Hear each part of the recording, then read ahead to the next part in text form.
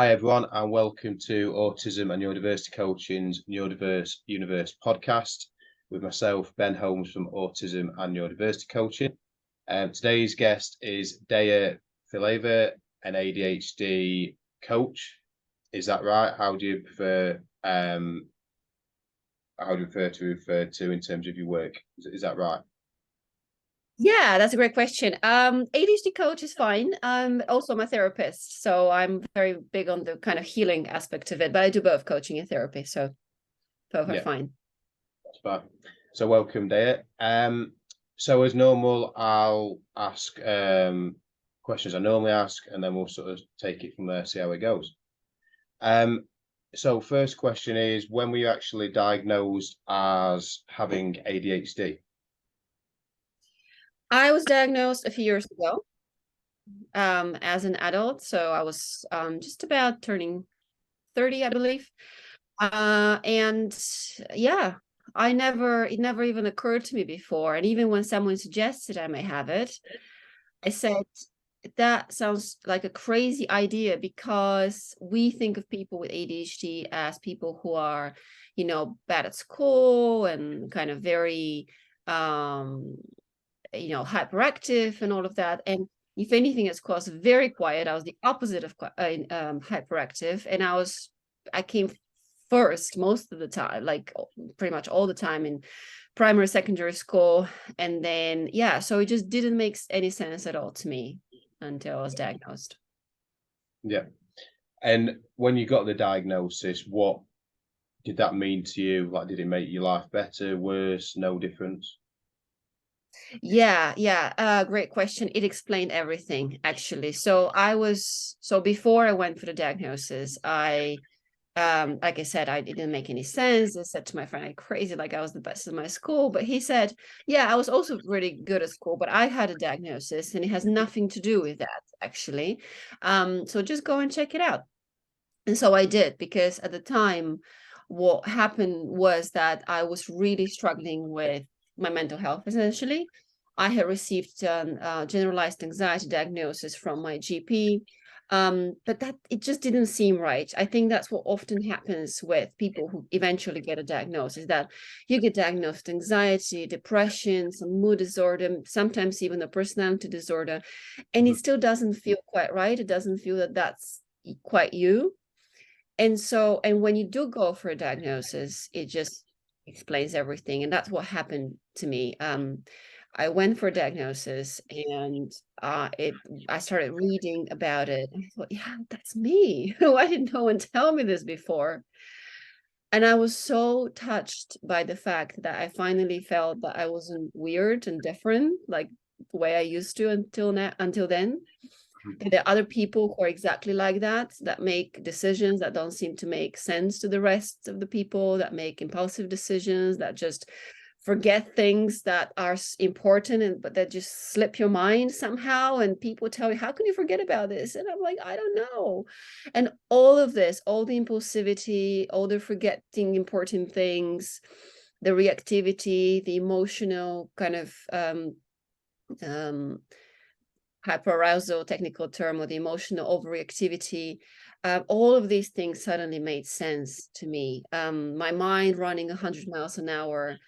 So it all made sense. And I was so touched that I thought, okay, I want to help people. So at the time, I thought I want to help people get diagnosed early so that they don't feel alone, because it's very lonely to think, I'm so different, I'm weird, what's wrong with me?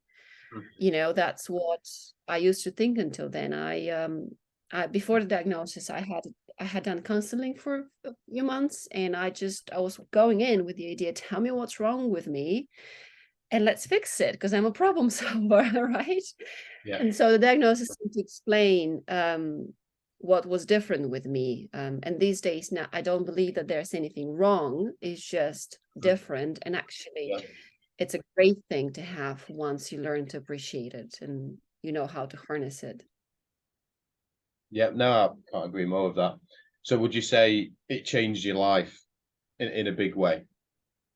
It did change my life in a big way. Yeah, absolutely. I mean, was, I mean, there were quite a few things that happened around that time. And I was, like I said, I was also diagnosed with anxiety. So at that point, I started taking all that medication for ADHD, for anxiety. I have some panic attacks as well. So for that as well. So I had like 3 different types of medication that really got me to a better place at the time. But then one day I woke up, I thought, I don't want to be on medication for the rest of my life. I actually want to be me and not have to take this, you know, all these pills just to be better. You know, granted, I felt better. My executive functioning improved, my focus improved. I got a new job, I got a pay raise, but didn't make me any happier actually, or my life any more meaningful. So that's what triggered the beginning of the personal development journey. And that's when I found, I changed my doctor. I was very lucky to find someone, friend of mine actually, same friend who suggested I may have ADHD. He actually found another psychiatrist who's also an alternative practitioner of emotional freedom technique and psychologist. So he was a very much holistically oriented person. And I was very lucky with that because that was my first experience with alternative therapy. My emotional world changed within a few days because we worked on a major kind of trauma that I hadn't processed. I didn't even realize I had it, but he suggested I may do based on my story. We worked on that within days. My emotional world had changed. And I thought, that is amazing. Why does nobody tell you this? So you can do all that without medication. Yeah, it's so definitely that was the beginning of the journey. And from then on, I was hooked. And I also started remembering that I always wanted to work for myself. I never really wanted to work for other people. So eventually I quit my job. I started my own business, which is a whole other journey and story in its own right, with its own ups and downs and roller coaster moments. But yes, it definitely changed my life. It definitely changed my life. And it's never been the same. It hasn't been the same since. Yeah. And how did your friends and family react to getting diagnosis? So like the ones who didn't know that you was ADHD, or maybe they all sort of suspected it, or you know, how did that play out once you said, yeah, I am ADHD? Yeah. I think most people just don't have a huge awareness of it. They don't even take it seriously. And I understand that because even now I sometimes say, you know, it's not the ADHD, can be changed. The more you heal and you understand the neurotypical people, the more I have healed and understand neurotypical people, the more I understand how they kind of don't take it seriously, because it's such normal symptoms that are just worse in people with ADHD, like the distractibility, impulsivity, and so on. So some people have been very understanding. My family, I think back in Bulgaria, there is not a huge emphasis on mental health, and they, you know, it's not being a big discussion. It's not something that they would have taken kind of to heart very seriously. I don't think there was ever a discussion. Yeah, with my friends, some. I mean, there is still a huge lack of understanding, I think. Yeah, I definitely agree. I mean, I think we'll come back to some of the points you've raised there in a bit. Just in terms of when you got diagnosed, what support have you received from anyone sort of outside of your family? Well, what support have you received in general, if anything? So you got the diagnosis. What happened after that? Because you mentioned medication before, but what, you know, was there any support out there once you got the diagnosis? In terms of the system, or friends or family? Yeah, Or so yeah, so you got your diagnosis, then was there anything from the system at all? Was there any, you know, coaching support or you know, anything available? Sure, yeah, sure. Yeah, I mean, I wish I knew then what I know now, of course, or I wish I met someone like you and me who could help me back then. I didn't seem to be, at least I wasn't aware of it. I'm sure there were people back then. That was only 5, 6, 7 years ago, 7 years ago now, I believe. I wasn't aware of any other support other than going to a psychiatrist or potentially a standard counselor. So it would have been great to be aware of that kind of support available. I was lucky, I suppose, because I could afford a private diagnosis here in the UK. So I never went through the NHS. I know that the NHS, it takes 6 months at least to be on a waiting list. So I didn't go through all of that. I was diagnosed privately, and right away I was prescribed, I believe I started with Elvans, which is the long-lasting kind of form of, and the different form of amphetamine as well.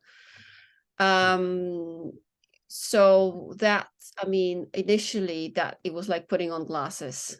And that's what a lot of people report as well. But taking medication is like putting on glasses, because all of a sudden it's like all of these thoughts that are all over the place, you're able to channel them into one single direction, and you're still able to do many different things, but you do them sequentially as opposed to I do this and then I get distracted by something else and then I start something different and all of that.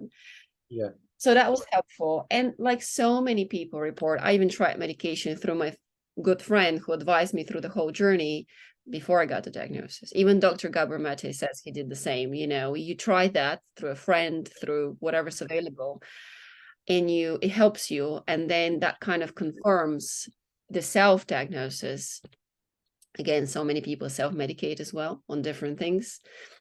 Caffeine is one, but not only. Like there are many different things that people self-medicate on, and then you try Ritalin or some similar drug and you think, oh, okay, that calms me down. I probably do have ADHD. And when I got a diagnosis, I got the Elvans medication, and like I said, that helped me just be less reactive, more focused, more concentrated throughout the day. And at the time, that was way before my kind of transformational journey. I thought, that's it. All you need is these drugs, this medication, you change your biochemistry, and that's great. And now I know you actually can change your biochemistry in many different and healthier ways. But in terms of support from the system, no, that was it. From then on, I went to the other psychiatrist, which is also a holistic therapist, like I mentioned, who started helping me deal with the trauma. And then because he was quite expensive, he sent me to a counselor to deal with other things from my childhood. However, that was just a counselor who mostly dealt with addictions and things like that, and relationships and things like that, but not specifically with ADHD. So again, that the ADHD coaching or therapy specifically, that wasn't, at least I wasn't aware of it. So I had my friend to support me. I had the doctors, I had the medication, and I was on a search for improvement, but I wouldn't say that was something that was obvious, that was easy to access, like ADHD coaching, for example. And as for the NHS, I didn't even try to go through that. No, I don't blame you. No, I don't blame you with that. And I think because of how many years ago as well there will have been less support anyway. Obviously, there's more support now because more people are aware of it, more coaches, therapists out there. But so yeah, I would imagine there'd be a lot less anyway. And again, a lot of people still don't understand ADHD now. So do you have any? Oh, sorry, go on. Sorry, I missed that. A lot of people have been diagnosed, you say? I can't remember what I said because I'm short-term memory. Never mind. Never mind. I think I was just saying, there's like going back to when you were diagnosed, there wouldn't have been as much support available anyway. Yeah, probably. I mean, I've seen what's happened the last, since COVID, really, how many more people there are out there who are doing coaching, therapy, training just in the last few years. So going back even further, there would have been a lot less out there, a lot less people supporting, and a lot less people with knowledge on the subject as well. So do you have any other conditions or disorders, or however you phrase that, that you know of? So you've touched on a few things. So other than ADHD, is there anything else that you have as well? Yeah, the anxiety. I mean, I have been diagnosed with mild depression as well, back maybe that was in my early 20s. So a Yeah. few times, and that was the whole reason why I thought back then, okay, I've been prescribed these antidepressants 3 times in my life now. Maybe and the first 2 times I stopped taking them after a week or two. Maybe there's something there. Maybe it's time I just say, okay, I accept that. And I say, okay, I need this. So I think the first time I was diagnosed with mild depression, the second time it was something similar. Well, the second time was mild depression, the first time was anxiety, and then the third time was anxiety again, something like that. It never felt quite right, but I thought, okay, maybe it's time. That's it in terms of official diagnosis. I mean, I've had other kind of anxiety symptoms, obsessive compulsive behaviors as well. Nothing official, nothing that, where I struggle to get out of the house. But in Yeah. times of stress, yes, I have been. And as we just talked previously, I want things to be perfect, or, I want things to be done in a specific way, or, to start at a certain time. So I call that, like OCD behaviors. Mhm. And again, that comes, I mean, OCD is a need to control what outside of you. If you kind of control, if you feel out of control inside of your own, if you don't feel in control of your own thoughts, you have this need to control what's outside of you, right? So again, all of these things, whether it's anxiety, OCD, to me, there's such an overemphasis on diagnosis. I recently put out a few videos in this. There's such an overemphasis on diagnosis, and there's such overlap. If you read the DSM-5, the Diagnostic Manual of Diagnosis, there's such an overlap because it's just clusters of symptoms put together, right? And you have a diagnosis, so we can treat you with this and this medication. But the root cause of all these things is, in my opinion, some sort of trauma, some sort of developmental trauma, usually some trauma that starts early in the early childhood. And depending on how you perceive that, whether you feel out of control, so you start needing to control the outside world so that you feel in control inside, so you develop OCD, whether you start escaping to your head and distracting yourself with things, ADHD, or something else, so you start becoming overreactive, or sometimes you develop personality disorder. I mean, there's so many things. Like I said, official diagnosis I don't have, other than the anxiety and mild depression, but I've looked at so many things, and to a certain extent or another, they all made sense years ago. Mhm. And I think when people don't have a diagnosis, they start looking at all these different diagnoses, because that's where the focus of society lies. And they think, oh, do I have anxiety? Do I have borderline personality disorder? Am I bipolar? Do I have ADHD? And they start looking for something they can belong to. I think that goes back to that feeling, that need to belong, to say, okay, I have this, so at least I can explain why I don't feel okay. Yeah. Where what's really needed is to actually look inside yourself and to look into the past, your childhood, and what happened, which is why I work with hypnotherapy, and to understand what went wrong.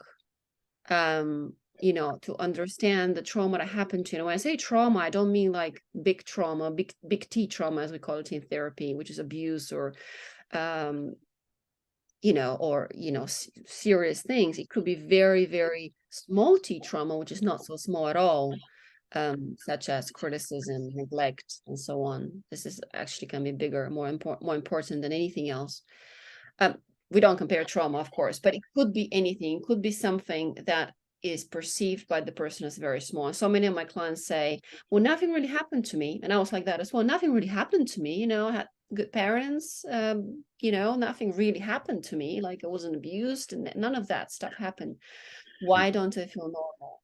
And again, it's about that the very, very early years, attachment, attunement, you know, and small T traumas that happen to you, or that lack of attachment, proper attachment and attunement, like Dr. Gabamata says, that sets the condition for all these different disorders, quote unquote, to develop. Yeah. So, with going back to ADHD for a second, do you see ADHD as a disability? I do not see it as disability. No, I see it as a different kind of ability. I see it as I always say, it's genius in disguise. And again, I hold the view that Dr. Gabamati often talks about. So it's all about that sensitivity you're born with, and then the environment you grow up in, which again is kind of that lack of a proper attachment and attunement of the child growing up, and that sets the stage for ADHD. So it's the inborn sensitivity coupled with the environmental factors that happened, and then your brain develops differently. I don't see it as a disability. On the contrary, how can anyone see it as disability when all the great people in the world are said to have ADHD, and all the inventors, the artists, the creators of the world, they have some sort of ADHD, or you know, all they're said to be autistic or something neurodivergent. You have to think differently to create something big. So why is that seen as a disability? It probably doesn't fit the norm, you know, if we see all those kind of ways of thinking as a you know, as a bell curve, where most people converge to the median, and they're all kind of normal neurotypical people, but it's those outliers at the end that actually change the world. So I definitely don't see it as a disability. Yes, there are things that can be difficult to deal with initially and can make you feel like, oh, why can't it just be normal? But once you set on that journey to heal, to learn how to make the best of your brain. So I don't know what you coach people with, but for example, I tend to not do anything that I'm not great at or that I don't like doing. I just outsource it. Yeah. And why would you do anything that's boring? Right? But we live in a society which teaches us that you need to do all this boring stuff. Even if you don't like it, you need to do it. You need to do great at everything in school, even if it's not your thing. Why? Why is that the norm? It doesn't make any sense at all. Why will we not all focus on what we enjoy doing and therefore be permanently in that state of flow? In fact, again, research shows that being in a state of flow, which is the hyper focus in ADHD. So we know with ADHD, we have the tendency, we get distracted easily, but we also have a tendency to hyper focus in something, to be completely absorbed in something that we find fascinating, really interesting, really engaging. Yeah. And that's also a state of flow. So by focusing on what you love doing, you are in that constant state of flow, and then no ADHD, or no negative signs of ADHD. So it's just about finding your thing and being in that constant state of flow. Yeah, no, it makes complete sense. I mean, I've said before on the podcast, I like asking that question because, you know, you get a range of different answers. Most people do say they don't see it as a disability, and there are some that do. And obviously, every opinion is valid. Obviously, as I've said before, I don't see it as a disability for many of the reasons you've said. It's interesting what you're saying about the outsourcing as well, because I have this argument with people quite a lot, not clients or anything, as in people around me, where they don't seem to understand. Again, like you said, they say you've got to be able to do everything, whether you enjoy it or not, and it just doesn't seem logical to me, because if you don't enjoy doing something, or you're not good at it, or both, then I don't see the point in doing it. And yeah, I try and outsource as much as I can for things like that. I mean, if I'm just not good at something and I don't enjoy it, then there's just no motivation for me to do that whatsoever. But as you've said, with a hard focus, there's plenty of things. If you are good at it and you really enjoy it, then you can really thrive, and then that can be the superpower side of it. Exactly. Yeah. So yeah, totally understand that. Obviously there are challenges that come with anything, but that's the point. Is whether you're ADHD or not, you're going to get certain challenges. I'll probably offend a few people with this, but people who are not ADHD, not neurodiverse, nothing, I kind of think it might be a bit of a boring life to live at times, but that's obviously not the case for everyone. But I've seen it firsthand with people I know who do the same job all their life and sort of have no interests or whatever, and just live to work sort of thing. And I've seen that many times, and yeah, so obviously I'd rather not be like that. I'd hate that. So I'd rather have the challenges that come with ADHD, but all the benefits that come with it as well. So yeah.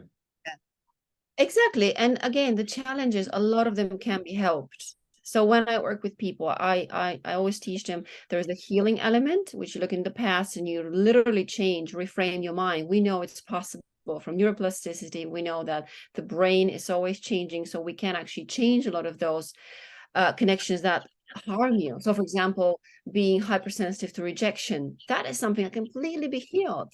We don't need a rejection sensitivity dysphoria or any those kind of diagnoses. That's completely nonsensical. Yes, you're hypersensitive to rejection because of what happened in your early childhood, because you felt rejected as a baby growing up. That makes perfect sense.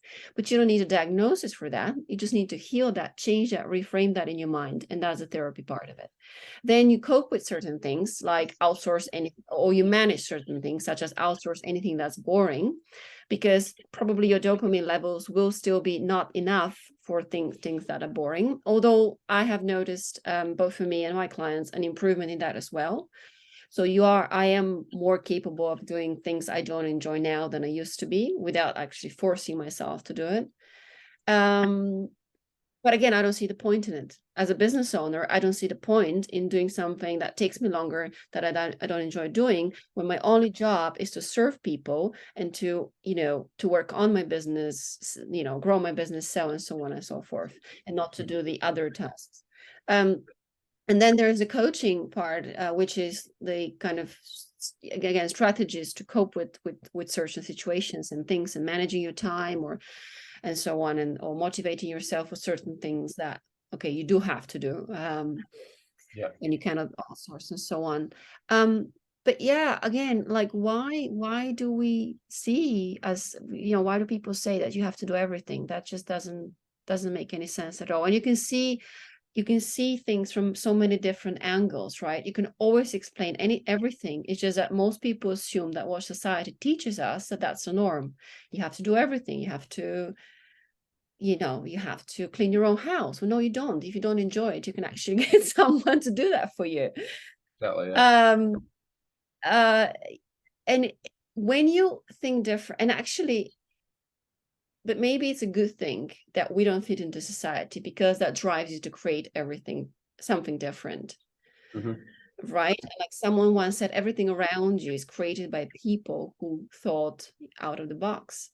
And so many people, Da Vinci, Thomas Edison, Einstein, all of these people are said to have had ADHD or some sort of neurodivergent condition. They thought differently. Yeah, exactly. And as you said before, there's so many. More often than not, they had one of these things: ADHD, autism, etc. So yeah. So otherwise, you would just do the job for 40 years and do nothing else. It drives you to do something different. Yeah. Yeah, I agree. So a few random questions now, just because. So what's your favorite color, if you have a favorite color, that is? I'm wearing it right now, and is this kind of rose, kind of gentle, what is the official name? I don't even know. Rose pink. I used to wear a lot of red, but then, yeah, I prefer this kind of rose pink color. Is there any sort of particular reason behind it, or is it just that you like it? I just find it very gentle and nice. I think red used to make me feel more confident. which I think makes sense. I mean, I do work with other coaches and therapists a lot, and one of them, I work with a stylist, and I'm getting into how colors make you feel and what they do for you and so on. And I think probably back then I needed the reds to bring out that confidence in me, and now I don't need that so much anymore. I also rather have something more a softer tone. And yeah, I mean, I like black as well because it's stylish. It's hard to pick one, but since I'm wearing this today, I'll go for rose pink. Yeah. And I do love wearing that piece. Yeah, I understand. So do you have any special interests? Or do you even use that term? Everything I do is, sorry, go on. I was just going to say, do you have any? And if so, what are they? Yeah. Any special interests? Yeah. Since I know and it's about ADHD and I celebrate it, and since I've become a business owner rather than an, employee and so on, and since I started living my best life, everything I do has to have meaning. I mean, people with ADHD a lot of times are very intolerant to small talk and things that just are not interesting, obviously. So everything I do is my interest. So I don't really separate between work and hobbies, like my work is my hobby and vice versa. And I love what I do. But I guess if I had to pick one, what I do, I'm learning to sing, which I've always wanted to do. Yeah. But I didn't have much of a voice growing up. It was just kind of shut inside me. So I'm just learning to open that up because I love it. I'm learning to play the keyboard as well. So I only started a few years ago. But, I know of people who start at 70, so I don't think it's ever too late to pursue your passions. Yeah, so I'm learning to play the keyboard, and even more importantly, probably to me, I'm learning to sing. Not very good at it so far, but I absolutely love it. And I hope one day to prove that you can start late and still, and still be good at something, at a skill like that, such as singing. And yeah, that's my special interest, I guess. Yeah. I'm sorry, go on. No, go on. You go on. No, I understand that, and I fully agree. You don't have to learn it when you're young, and yeah, I mean, like with the singing, like the more, I think, because I can't, because I've always been interested in that, but never thought about it, just never tried it all. So I think with ADHD, there's the potential, like there's things you think you can do, but you just never do it, and then at some point in your life, you just think, right, I'm just going to do it now. So yeah, maybe it could be something that you actually excel in. Same with like painting and things like that, because a lot of us tend to be quite creative. Like I've never painted in my life other than when I've had to at school, but I could visualize it. It's just actually doing it. So I know there's potential for doing it. Whether I could ever do it, I don't know. But I think, yeah, you can start at any point. And I think once you know you've got ADHD and whatever, it can spur you on to think, actually, no, look at all these people who have done things later in life, and use that as a motivation, I guess. Yeah. For sure. I mean, well, if you ever wanted to, I can recommend people. My mom's a painter, and actually, that's a great point. I think it's important to mention. All people with ADHD are creative. And I believe when you don't express that creative energy, well, we're all creative to begin with, but perhaps more so when you have ADHD or, autism or some neurodivergence. And when you don't express that when you suppress that, because what's the opposite of express is to depress or suppress. You either get depressed or you feel that you've suppressed yourself.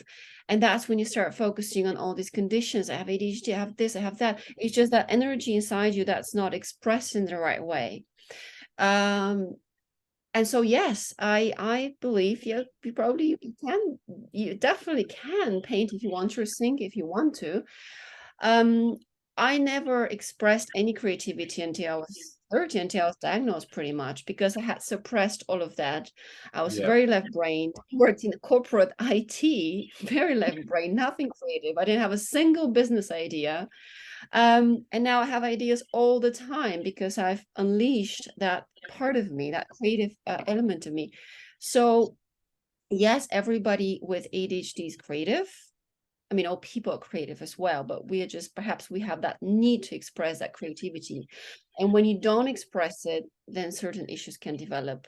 And I think that's a great point you made there, that often people with ADHD, we think, oh, there's something I would like to do, but maybe later, I don't know if I can, and so on. Again, it's because perhaps early on you've been told you shouldn't do that, or you've been told you should focus on something else, and you've suppressed that.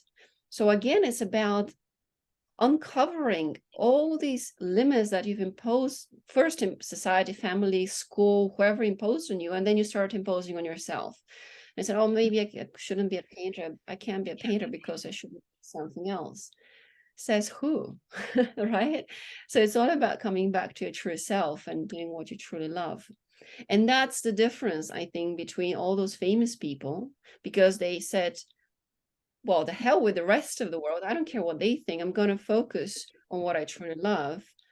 That's the difference between those people and the people who are still struggling and suffering, who haven't found their passion, and they focus on the negative sides of ADHD, of autism, of whatever else there is. And yeah, I mean, like I said, my mom's a painter, and she gets distracted easily and all those things. So all these symptoms, but she never felt the need to have any, it's not even a thought to have any diagnosis, because she has her purpose and passion. That's what she lives for. And I think we all need one thing that drives us forward, that one thing to live for,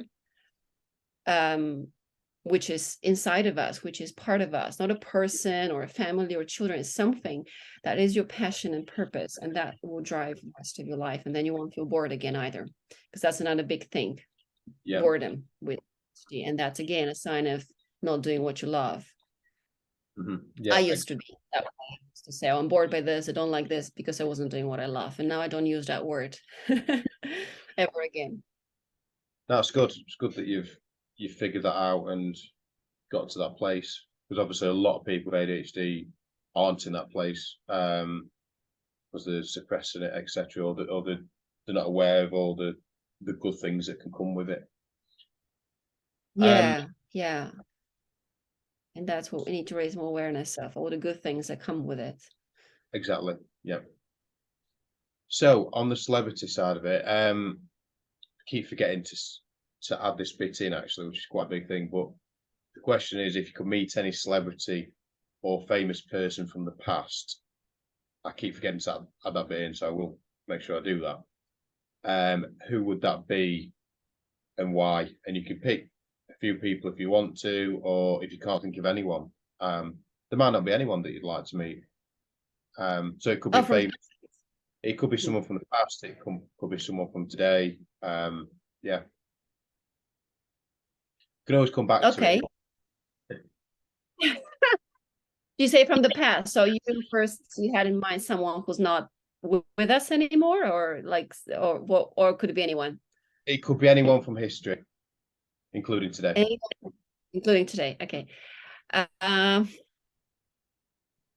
Right. Okay. That's just shifted my thinking. See, it's funny. See how one phrase, one word can completely shift your thinking. Because I was thinking someone can actually meet, and the first thing that came up was Tony Robbins. I don't know why.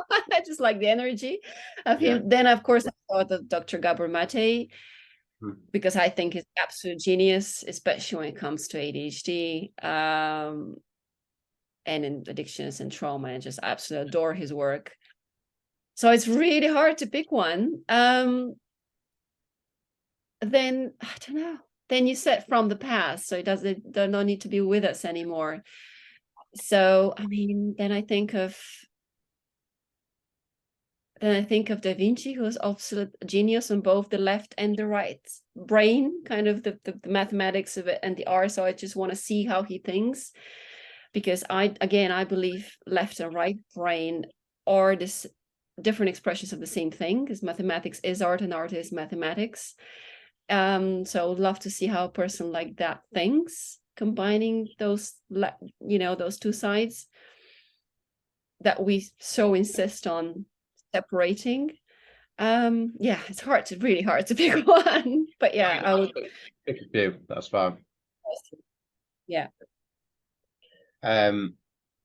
Yeah, and like I say, adding in the past bit, people from the past just completely changes dynamic of it. I mean, even asking that question, some people struggle with it, some know straight away. So it's good to see a range of different answers. So That's a great. say that again, sorry. It's a great question. Yeah, all of your questions, I love them. So yeah, there's a few things I picked up on from what we're talking about.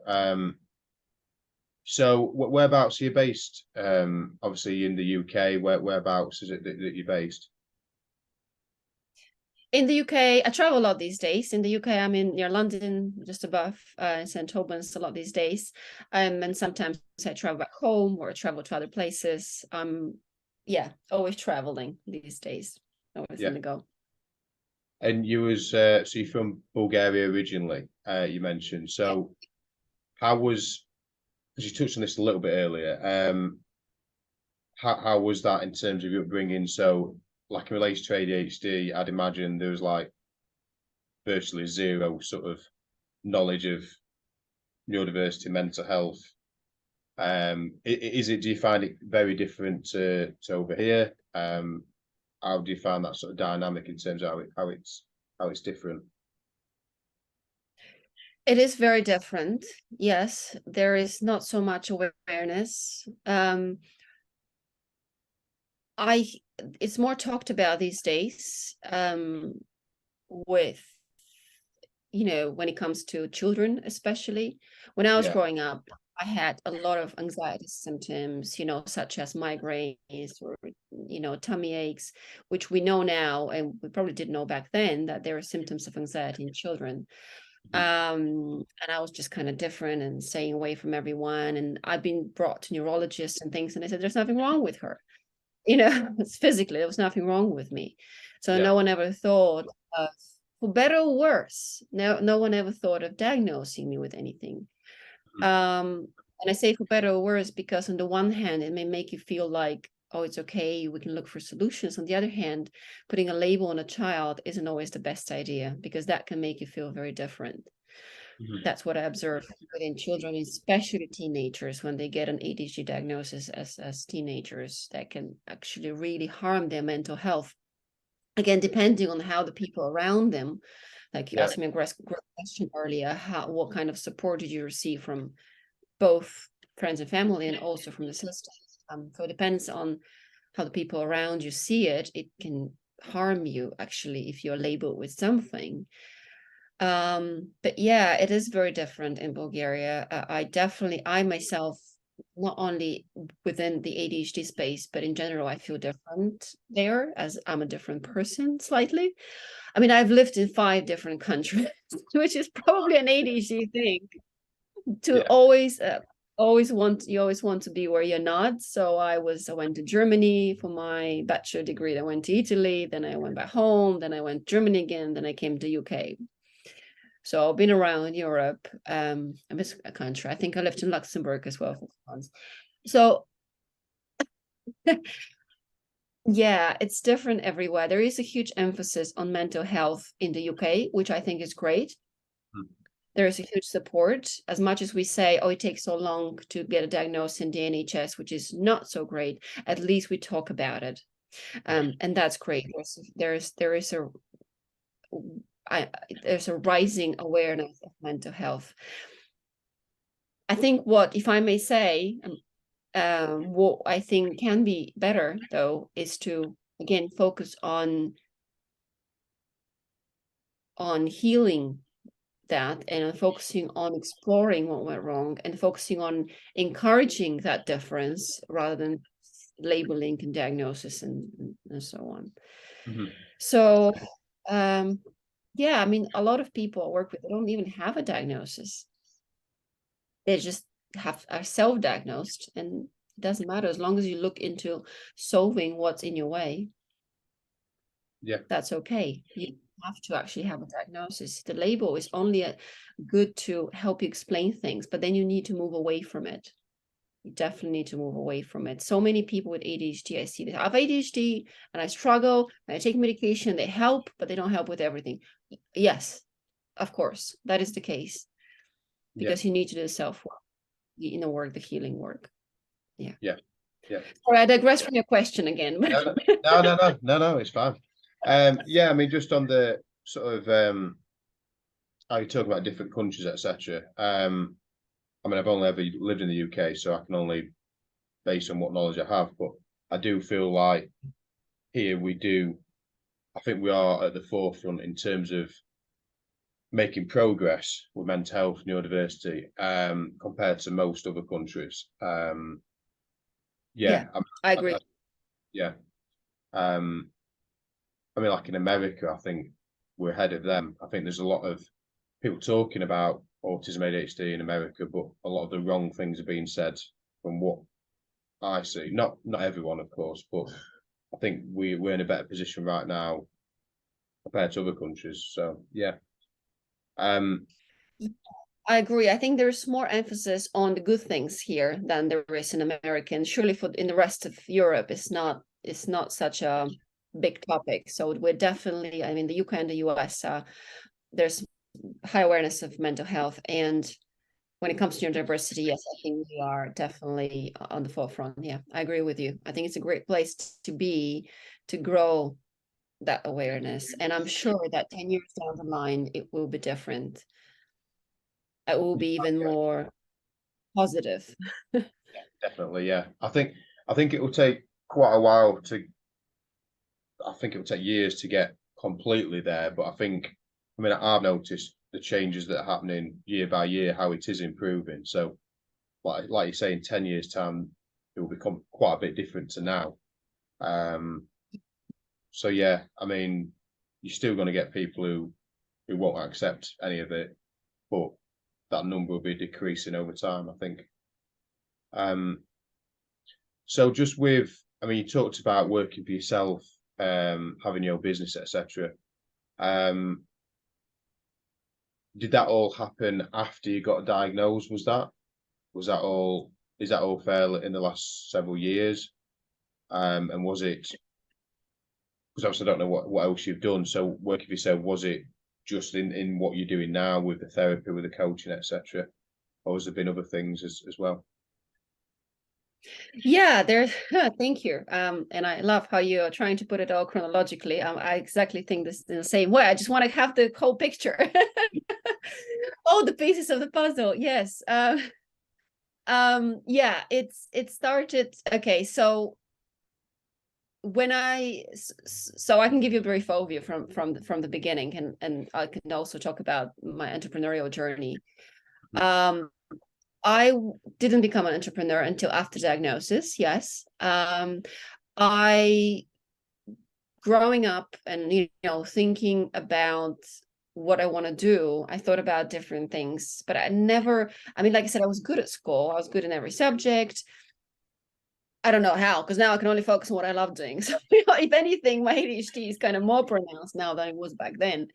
Yeah. So I didn't know what I wanted to do. And funnily enough, I mean, I didn't and I did, because I was always interested in the mind, and I was thinking about being a psychiatrist, but I wasn't sure about medicine. I, didn't want to kind of see all the other stuff and work with dead bodies and all that. And I've also I had awareness of ADHD, perhaps subconsciously, because I wasn't convinced that's something I want to do, and I didn't know if I would stick with it.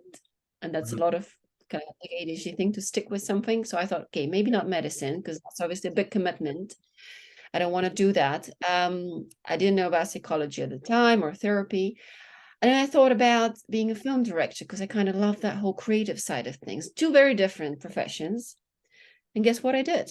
I went and studied economics and social sciences, because I went for the safe choice.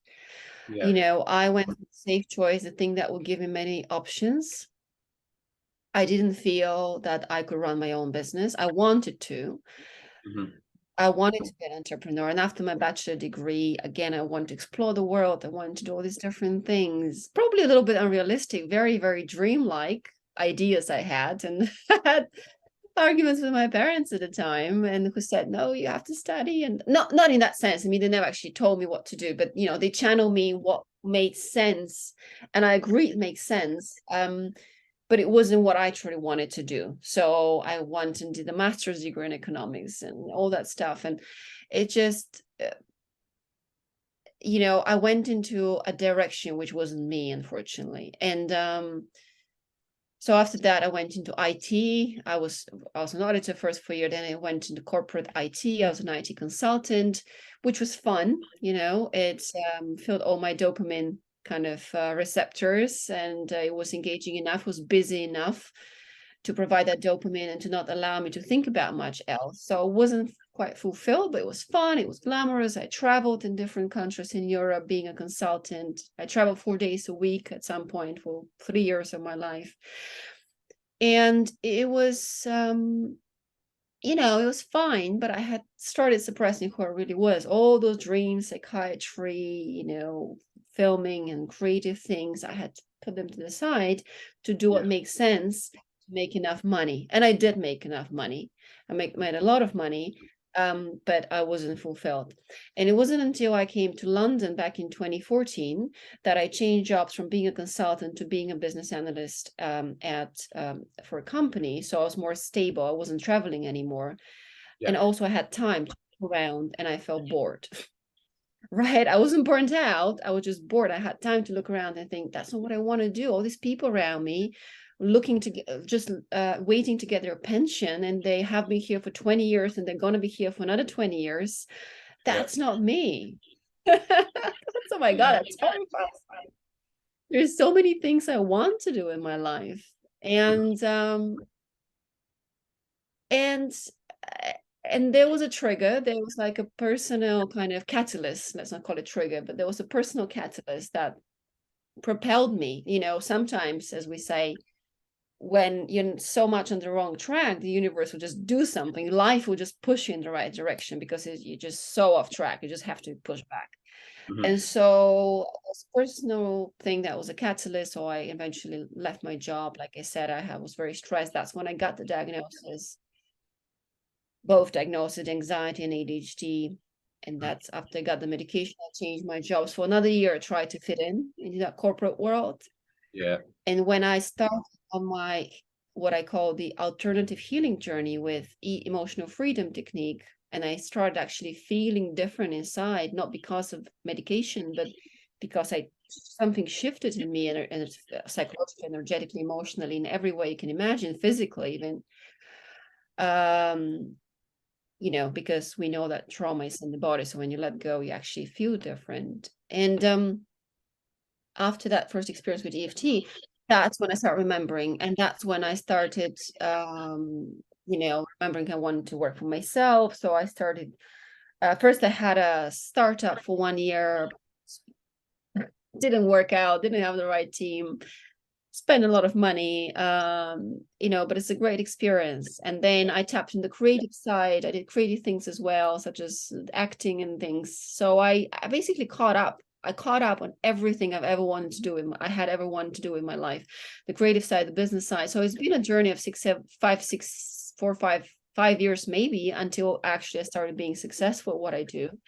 Also financially, and actually channeling it all in. It was a journey of exploration, which I think was just necessary because I had been suppressed for I had suppressed my own desires for so long. So it was just a journey of discovery. And now I do coaching and therapy for ADHD, especially on a focus on relationships and kind of inner self-confidence, self-esteem. But I also work with business owners. I work with other coaches and practitioners to build their practice and their program and websites, and kind of that's my way of helping more people, because I use my IT skills to help other practitioners so I can help their clients indirectly. And because I published my own book in 2020, I also help people write books. So I do 3 different things, and I'm very, very happy to be doing different things. That sounds great. Sounds great. Yeah, I totally resonate with a lot of what you said there. Like completely. So in terms of your work, is anything else you want to particularly mention other than what you've just said in terms of what you do? Is there anything else you want to mention? You don't have to. It's up to you, really. In terms of what I do, yes. I mean, again, I work with so. Like I said, initially, when I had the transformational journey with EFT, the first transformational experience, I thought to myself, the world has to know about it. So that's when I started helping other therapists and coaches. And then I realized I actually am always going towards these alternative approaches. Why we call them alternative is beyond me, because that's actually the stuff that really helps. Whereas traditional things, not so much, not really. I mean, they help with the symptoms of things, but don't really go to the root cause. So I am a hypnotherapist. I'm an NLP practitioner, EFT practitioner, and RTT rapid transformational therapy practitioner. So I combine all of these practices, all of these ways of helping and healing to bring about transformational change. I used to look at these words, transformational change, and think, what does that even mean? It sounds so wishy-washy and like glamorous and just nice words, but it really is a transformation when you have the courage to look into yourself, to really look, because I was afraid of that initially. I was afraid to do hypnotherapy because I was like, well, I'm not sure what I'm going to find in there, looking into my past. And I say that because I know some people perhaps listening, or some people would be afraid of that. And I was afraid in the beginning too, but at some point I had the courage to do it, and everything happens in the right time. And I had the courage to do it. And I started understanding, because with hypnotherapy, you look back into the past, you remember things long suppressed. Like every time I have a session, my client then opens their eyes and says, oh, I had completely forgotten about that memory. And it's because the brain is designed to protect us. So it represses what's painful, but that painful memory is still eating you up inside, literally. It's in your body, making you react emotionally to something. You don't consciously know why, but it's still making you respond feel rejected, be fearful of abandonment, be overly sensitive to certain topics, whatever it may be. And you don't even know it's affecting you, but you don't even know why. And so by, in the section, we do a regression, to the childhood memory, you remember, and then you're able to reframe it, change it. And when you change how you see it, and you change how you feel about it, you literally change, you transform your experience of the world around you. Because when you change, as we know, the world around you also changes. So I'm very, very big on healing, and particularly looking into early childhood years, or, with regression, with hypnotherapy, we look into whatever comes up. We don't say it has to be the first 5, 6, 7 years. Be in the womb, could be, before birth, could be after, could be a late trauma, but it usually relates to the first formative years. So I'm very, very big on that, looking into that, so that you are able to change it, and therefore you change the way you see the world, and therefore your world changes. And I believe that's what it's all about. That's the majority of healing that takes place. And as I wrote in my book, like, the first is that self-awareness, the second is commitment, because you may start feeling uncomfortable as you start being on that healing journey. So you have to commit to the process. You have to be ready to, again, look inside, to heal, to change, to transform yourself. Because, all healing is actually self-healing. We are only, as therapists, we're only here to facilitate the process, to guide you through the process. It's about that responsibility you have to take upon yourself, because it's not your fault what happened, what your childhood and upbringing was, or what happened in school, but it's your responsibility to change. That's what I always like to say. And if you're ready to take that responsibility, if you have a drive to change, miracles can happen. And it's not necessarily going to be a smooth journey. It wasn't for me. It definitely wasn't for me. I talk like this now, but I've had times when I think, oh my God, I had all this healing and I still react in this way. I still don't feel happy in this area of my life. Great. That's your indication that there's more healing, or coaching, or therapy, or self-work necessary. general word. And coaching as well. I mean, sometimes it's coaching techniques that you need and therapy, but if you don't like something, you can change it, and you have to find an approach that works for you, and you can change that. That's what I believe now. And again, it's a roller coaster of a journey, but instead of going that once I wrote a post, you have to get off that merry-go-round of life, going through a job, waiting for a pension, having kids, and then waiting to die, to go off that merry-go-round and get on the roller coaster, because that's what a truly amazing life is, if you want that. Yeah, definitely agree with that. So a few of the things I want to say before we start wrapping it up. I know you touched on perfectionism. I don't know if it was in this podcast or just when we were speaking. So like the OCD side of it, perfectionism and other things. Is there anything you want to specifically talk about in that area?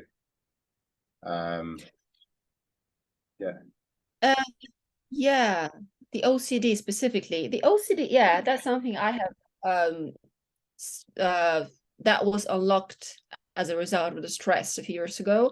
And I will say that has been the most persistent in me. And sometimes I still want things to happen at this time and that time. It's a need for perfection. And also to a large extent, it's again that about the high cortisol levels. So I take a lot of supplements as well these days, such as amino acids, fish oil, and things like that. They help a lot with ADHD. That's probably important to mention, actually. So thank you for bringing it up. ADHD as well as anything else that you may experience, whether it's OCD, anxiety. With OCD, it's said to be highly correlated with lack of serotonin. Yeah.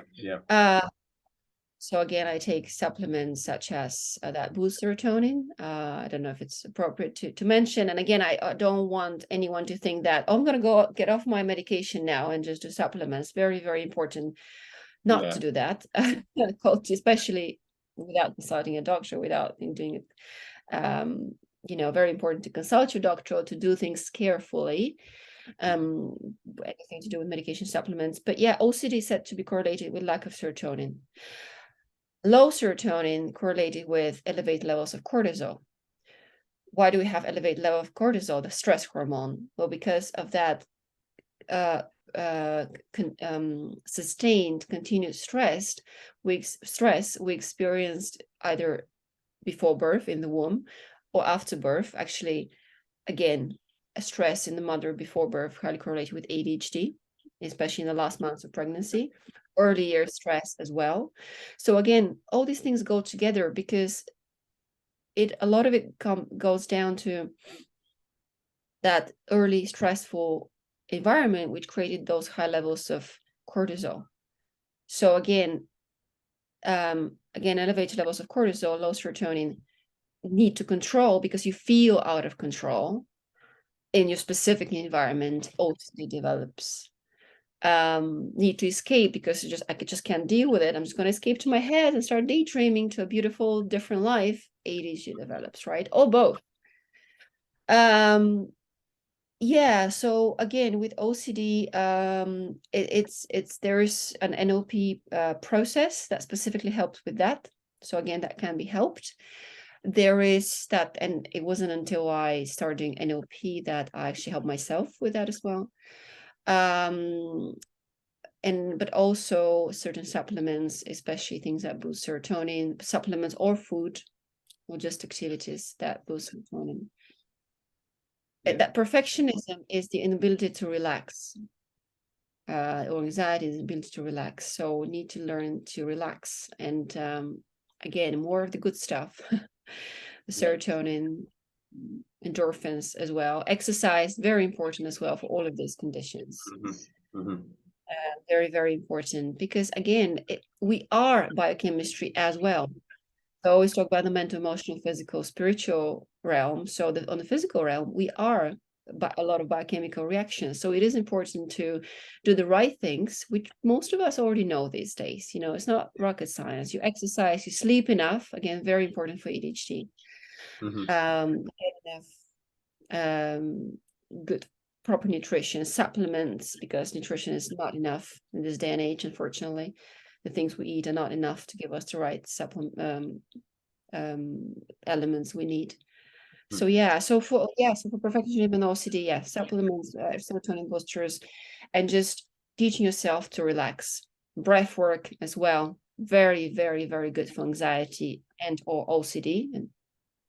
And there are specific exercises that I teach. I have actually a free Facebook group where me and my colleague, we specialize in ADHD, and we teach a lot of that kind of breathwork stuff. Yeah. And also supplements. Yeah. But again, all these things are related. These things are related. OCD, perfectionism, ADHD, they're all related. Yeah, definitely. I don't know if that answers your question. Did you want to hear something different? No, it's fine. No, there's no set answer that's needed. So yeah, no, I think it's all informative, and yeah, so that's all good. Yeah. How do you see ADHD? I didn't. Can I just ask you a question? How do I see it? Did you say how do I see it? Yeah, I mean, like I say, it does have challenges, but I think it's a lot of it is perception, and like you say, the things you do. So you've mentioned like exercise, sleep, etc. Those things. So all those things you can do to turn it more into the superpower side of it. I do know a lot of people will say it's a bad thing, and I don't agree with that. I think that's just how, if you're not in the right, you need to create your own environment that you can thrive in, I believe, and obviously do the things you need to do to get the goodness out of it. So like you say, the exercise, etc. I think being positive, I do understand there's like kind of toxic positivity where people like it's like a fake thing. So I'm not saying that, but I think it's better to be positive in general, because we haven't got much time on this earth. So I don't see the point in being negative. Obviously, there will be times, there will be things you don't like. You'll have bad days and stuff like that. That's fine, but it's kind of wasting your time in my mind being like that, because there's no point doing that. So there's always positive in something. If something bad happens, there's a positive there. If you get fired from your job, for example, I mean, I don't want to have a job anyway. I want to work for myself, as I am doing. But if you had a job, you got fired, well, that's a negative in some sense. But then the positive, it opens up something else. Or if you break up with a partner or whatever, that might seem bad at the time, but then there's a positive there that you can take. So it's how you look at it, and I think it all fits in with. I mean, I'm talking about general now, but with ADHD, I do see it as a good thing. Yeah, sometimes it does my head in with things like when I can't concentrate. I've never had medication. I don't plan on having medication. Obviously, I've listened to what people have said, that the positives that come from it. I sort of like to have, I don't want to say my own mind. I don't know if that makes sense, but I kind of feel like for me, I mean, be yourself. Yeah. So like, I know the side effects that come with medication. I know it can have positives, like a lot of things I struggle with, like focus at times, and getting distracted and things that could help me with that. But then it might stifle a lot of the creativity that I have in mind. That's how I feel. I think it's a great thing for the creativity side, for coming up with different ideas, I mean, I've got that many ideas, that many different businesses I want to start, etc. So I think that is a massive benefit that comes with it. So overall, yeah, I wouldn't change it for the world. Part of me feels, well, I do get frustrated that other people who haven't got it, don't acknowledge it, understand it, or appreciate it, whatever. But then part of me thinks that's fine anyway, because if everyone had it or whatever, then life would be harder for me, because I'd have more competition with the creativity side of it. So yeah, that makes sense. Yeah. So yeah, it is a roller coaster, as you mentioned earlier with another analogy. There may be ups and downs with it, but overall, I think the ups by far outweigh the downs of it, I think. Yeah. The more, sorry, go on. No, I've done. Go on. Yeah, I love that. Beautiful summary. And I think you raised some great points there in that the medication side of things. A lot of people are afraid that it will stifle their creativity. And I would say it does happen to an extent, especially when you start healing. You can actually start feeling the negative side effects of the medication more than the positives. Because when you start healing, your focus will naturally improve, your concentration, dopamine levels, all the good stuff will start coming out because your cortisol levels go down, because cortisol and dopamine and serotonin, they counteract each other, right? So the more you reduce the cortisol through healing, through supplements, through exercise and so on, the more you actually allow the good stuff to come out. I'm just conscious of the time, but that's a really good point. And yeah, and it does get easier. That's one thing I want to reassure whoever is listening to this. Like when you do the self work, and when you see, like you said, everything that happens, everything bad, quote unquote, happens, it happens for a reason. It's actually, when you see it as a good thing, or as a lesson, or as something you need to learn or work on, that's great. Like if this person left you, great, celebrate. They weren't the right person for you. There's definitely someone more suitable for you out there. You probably weren't happy anyway. If you got fired from a job, the amount of times I wished I got a severance pack, I got paid to leave my work. I didn't actually left with no money because I left. So that's a great thing. It allows you to start your business if you get fired from your job and you get money for it. For example, it is just examples. Or if you get fired, you get no money. Okay, great. You have all the time in the world to do what you truly love doing, or to do self-work. So yes, everything that's negative can be seen as positive. And there is a term called spiritual bypassing, where everything is fine, everything is positive. You have to do the inner work as well. Yeah, if you just are positive, everything is fine, and I don't need to do any work, that's not great either. It can be too much in that sense, like you said, but you see it as a positive. You work on yourself, and then you do the inner work, and then things just get better. And the roller coaster ride actually gets easier, smoother, and the ups and downs are not so huge, or at least you would enjoy them more. Yeah. But I would also say they're not so huge.